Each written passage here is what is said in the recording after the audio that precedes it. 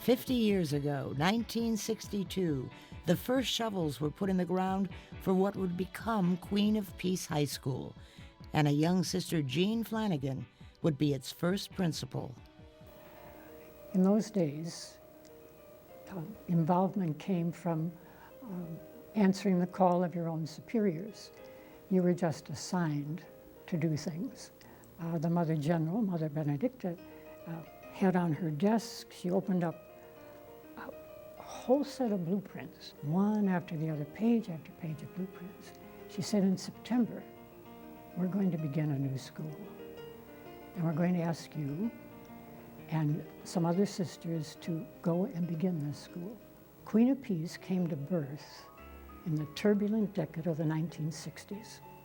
First of all was our country's progressive involvement in the war in Vietnam.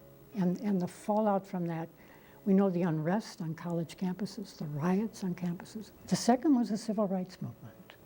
That March on Washington, Martin Luther King, August of 1963. Queen of Peace was just 1 year old at that point. Coming from the south side of Chicago, we know how that movement affected everyone. The assassination of President Kennedy, November 22nd, 1963. Queen of Peace was 2 years old, approaching her second birthday. The day before, November 21st, the cornerstone was laid, building. And in the cornerstone, as you know, there's a sealed box that puts in the names of, like, who's the President of the United States? John Kennedy. Well, within 24 hours, he was dead, but his name is sealed there in our cornerstone as being the president. Brick by brick, the Queen of Peace High School arose. The other event, which is also celebrating its 50th, is the Second Vatican Council, 1962 to 1965. And that council, the expectations came off of that, and a lot of fears came out of that. And that definitely played into our families, into the church, into our parishes, spilled over into the schools, certainly spilled over into the convent and into the lives of teachers. So that's the backdrop of the beginning of Queen of Peace. Through it all, Queen of Peace was built, and through the sisters, thousands of girls were educated with the values of the Sinsinawa Dominicans: truth, partnership, community, compassion, and justice. Values students are still learning. It's really teaching me the Dominican values that will teach us good life lessons, how to deal with different situations and grow mentally instead of always dealing with things as a child. 3 years from now, when I'm a senior, I think I'll be very mature and know how to deal with different situations, whereas coming in as a freshman, you didn't really know how to deal with things. And college-wise, educationally, I think I'll be very prepared for college and ready to move on. I'm in basketball, volleyball, the St. Catherine of Siena program, student council.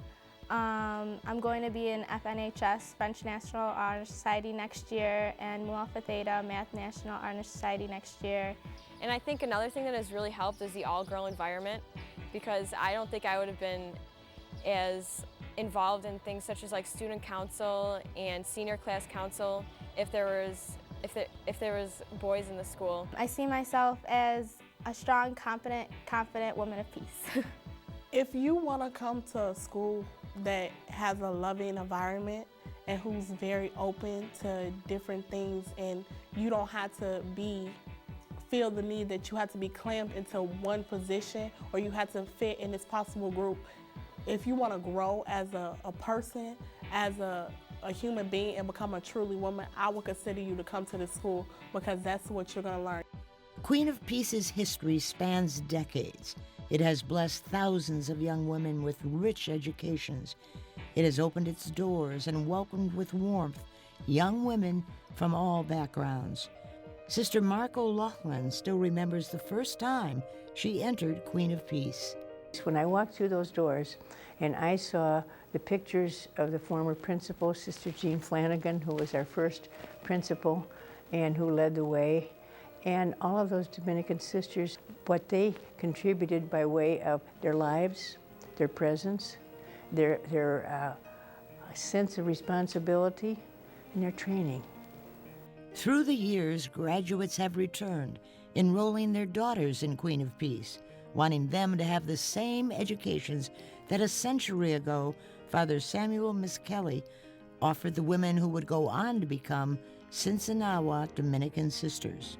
One of Father Samuel's great gifts was that he was a master educator, and his vision was that young women deserved the same kind of education as young men. So with the help of the young sisters, they opened a school for girls in Benton, Wisconsin, where Father Samuel was serving as pastor. The curriculum included all the sciences, the math, as well as music and art and all the other things of the time. Our sisters carry on his legacy of a love of education, a passion for justice, a desire to be stretched and pushed and to learn all that one can, all in the context of faith and hope and joy. You can feel the joy, see the warmth, hear the enthusiasm in classrooms, grasp the friendships as you walk through the halls of Queen of Peace today. It's one of the forces for good in the world. And if a school ever needs a mission statement or a reason to be, it can be a little taste of God's kingdom due to the values that it has. That's the Queen of Peace that I see now. And it started with little seeds some 50 years ago. President Ann O'Malley describes the present and the future for Queen of Peace at the 50-year mark. Everybody's engaged with one another, and you know everybody's name. You interact and you participate at all different levels, and it's not segregated, if you will. It's all engaged, and to me that is the true value of being at peace. A half-century of Queen of Peace standing proud on Chicago's South Side, and now looking forward to the next 50 years of values and growth, offering classes to meet today's needs, from foreign languages to economics, from engineering to robotics, from sports to music and theater. Building on tradition, be at peace. It's a beautiful day.